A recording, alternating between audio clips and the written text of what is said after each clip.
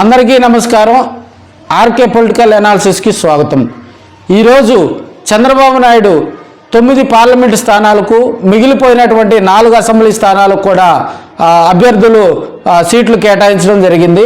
అయితే ఇక్కడ ప్రధానంగా క్యాస్ట్ ఉమ్మడి ప్రకాశం జిల్లాలో 12 నియోజకవర్గాలకు సంబంధించి క్యాస్ట్ ఈక్వేషన్స్ కనుక మనం నిశ్చితంగా కనుక పరిశీలించినట్లయితే ఒక్క కమ్మ సామాజిక వర్గానికి చెందిన వారికే తెలుగుదేశం పార్టీ అధిక ప్రాధాన్యత ఇవ్వటం జరిగింది. తరువాత 3 అసెంబ్లీ సీట్లు రెడ్డి సామాజిక వర్గానికి చెందిన వారికి కేటాయించడం జరిగింది. ఒక అసెంబ్లీ సీటు యాదవ్ సామాజిక వర్గానికి అయితే కేటాయించడం జరిగింది. మిగతా 3 కూడా ఎస్సీ రిజర్వ్డ్ స్థానాలు కావడంతో అక్కడ మేబీ ఎస్సీ మాలా మాదిగుల్లో కూడా ఎవరొకరు అక్కడ పోటీకైతే నిలబెట్టడం జరిగింది. ఇక్కడ తెలుగుదేశం పార్టీ, జనసేన, బీజేపీ పొత్తులో భాగంగా అందరూ కూడా కమ్మ, కాపు వీరి 2 కులాలకు సంబంధించి క్యాస్ట్ ఈక్వేషన్స్తో పాటు అందరూ కూడా వారి 2 కులాలకు అధిక ప్రాధాన్యత ఇస్తారు ప్రతి నియోజకవర్గంలో అనుకోవడం జరిగింది. కానీ మన ప్రకాశం జిల్లాలో అయితే 5 స్థానాల్లో కమ్మ సామాజిక వర్గానికి సంబంధించినటువంటి ఎమ్మెల్యేలను అభ్యర్థులుగా కేటాయించడం జరిగింది. మరో 3 స్థానాల్లో రెడ్డి సామాజిక వర్గానికి కూడా కేటాయించడం జరిగింది.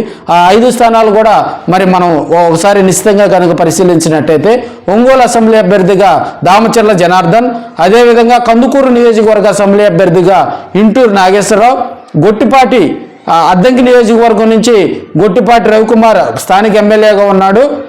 ప్రస్తుతం అక్కడ పర్చు నియోజకవర్గంలో కూడా స్థానిక ఎమ్మెల్యేగా ఉన్నటువంటి ఏలూరు సాంబశివరావుకు అక్కడ సీటు కేటాయించడం జరిగింది. ఇంకా 4 స్థానాలుగా పోతే తాజాగా ఈరోజు ప్రకటించినటువంటి దర్శి నియోజకవర్గం కూడా మనకి గొట్టిపాటి లక్ష్మి కమ్మ సామాజిక వర్గానికి కేటాయించడం జరిగింది. అదేవిధంగా తుమ్మల అశోక్ రెడ్డికి కేటాయించడం జరిగింది. కనిగిరి వచ్చేసి డాక్టర్ ముక్కు ఉగ్ర నరసింహారెడ్డికి కేటాయించడం జరిగింది. మార్కాపురం వచ్చేసి కందుల నారాయణ రెడ్డికి అక్కడ ఆ ఎమ్మెల్యే అభ్యర్థిగా కేటాయించడం జరిగింది. మరి ఈ క్యాస్ట్ ఈక్వేషన్స్తో మరి కాపులైతే డేలా పడ్డ పరిస్థితి నెలకొని ఉంది.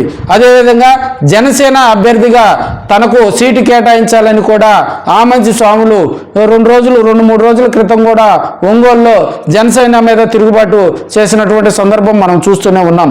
ఈ క్యాస్ట్ ఈక్వేషన్స్లో భాగంగా మరి తుది జాబితా విడుదల చేసినప్పటికీ కూడా మరి 1-2 చోట్ల కూడా అభ్యర్థులను మార్చుకునే ప్రక్రియ కూడా మనకి వెసులుబాటు ఉంది. కాబట్టి మరి జనసేన, తెలుగుదేశం పార్టీ వారు ఇరువురు కూర్చొని మరి ఎక్కడైనా కమ్మ సామాజిక వర్గం నుంచి ఒక సీటుని కాపులకు కేటాయిస్తారా, లేకపోతే ఇదే వీరిని అభ్యర్థులుగా కూడా బరిలోకి దింపుతారా అనేది కూడా మనం తెలుసుకోవాల్సినటువంటి అంశంగా కూడా మనం చెప్పుకోవచ్చు.